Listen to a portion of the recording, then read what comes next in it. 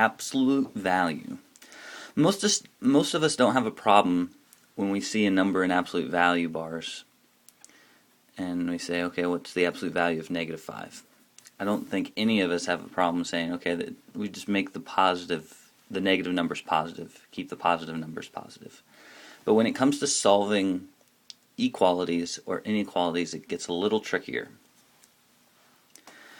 So this is saying the absolute value or the distance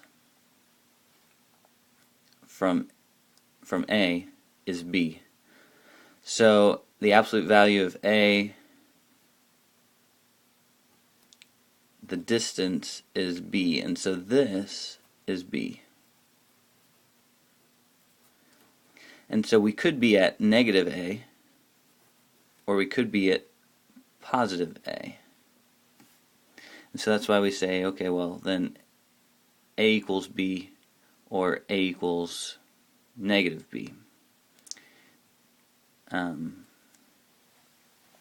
And we go either way with it. With the inequality, same thing. If A is less than B, that's where the distance, the absolute value, is going to be less than. And so if this is B and this is B, we know it's going to be someplace in between it, and so we're going to make an inequality that looks more like this.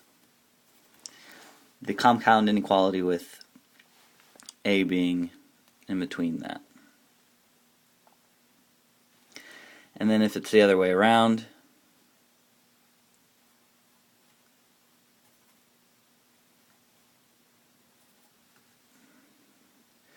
well, it could be that B has gone to actually be greater than the positive, or it could be that B has gone and actually been less.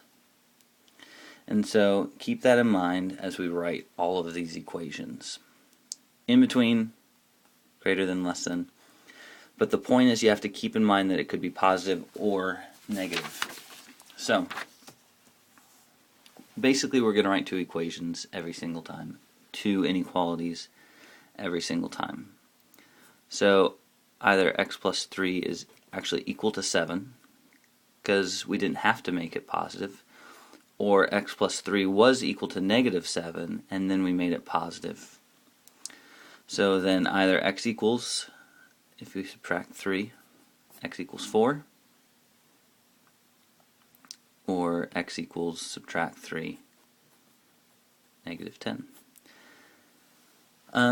So I said graph your solution. It's a little weird with equalities because we're just going to put dots on the number line.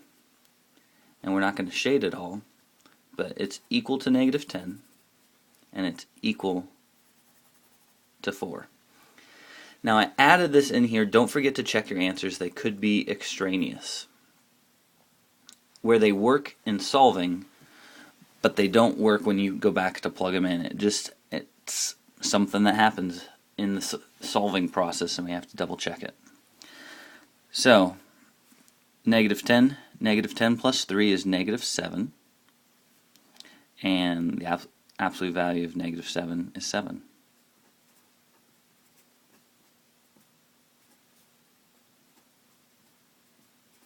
That checks out.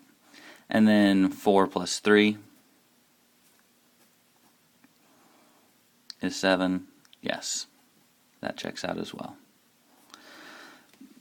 So in solving this, again, 4x plus 10 equals a positive 6x. 4x plus 10 equals a negative 6x. Let's subtract 4x from both sides. Again, trying to get the x on the same side. And then divide by 2. So x equals 5. You can do the same thing if you want to, subtract the 4x just to get it away from the 10, otherwise more steps are involved. So subtract 4x, -6 minus 4 is -10x. Divide by -10, 10 divided by -10 is negative 1. So let's check it. 4 times 5 plus 10 equals 6 times 5. That's 20 plus 10, so 30 equals 30. That checks out. And 4 times negative 1 plus 10, that's negative 4 plus 10, so that's 6, equals a 6 times negative 1, equals negative 6. Does absolute value of 6 equal negative 6? No, that's the one that goes the opposite direction, and so that one, and I said no and made a check mark. So that one is extraneous. So I'm going to take this negative 1 and cross it out. That's what we call extraneous. Alright, now on to our inequalities. So we make two inequalities. Either x minus 3 is less than 7. And so because the distance is less than 7, I'm going to say, well, then it could be less than 7, but also bigger than negative 7. And so that's the one where we make the compound inequality, right? Exactly what we have here. And so we add 3 to both sides. Adding 3 to negative 7 gives you a negative 4 is less than x, which is less than adding 3. Again, add 3, add 3, add 3. And you have 10.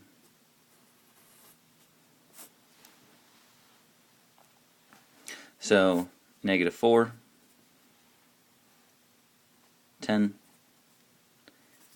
open circles because it's less than, and everything in between. So x is greater than negative 4 if you read it that way, right? So this way. And x is less than 10, so you go that way. Let's try another. So this one, there's actually one step before we're going to do our splitting up because our absolute value is not by itself. And so I'm going to subtract the 4 first, and I'm going to get 2/5 x minus 8 is greater than or equal to, subtracting 4 gives me 8. So this one is where we have the distance being greater than. So it could either be greater than the positive one or it could be less than the negative one. So it's further out.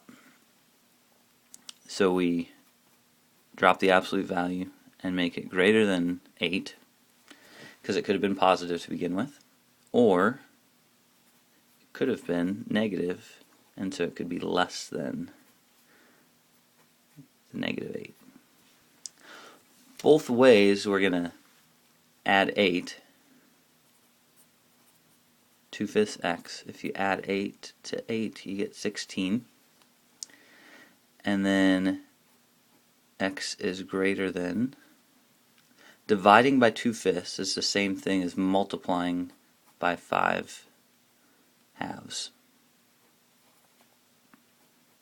So x is greater than, the 2 crosses out with 16 and leaves an 8, and 5 times 8 is 40. Now on to the next one. Adding 8 gets us back to 0. Negative 8 plus negative 8, negative 8 plus 8, and that's 2/5 x. So then 5 halves times 0 is just 0. And so we have x is less than 0, greater than or equal to 40. And so I'm just going to do less than or equal to 0. And I keep saying it without the or equal to, and I apologize about that. Or greater than or equal to 40. And there's our solution.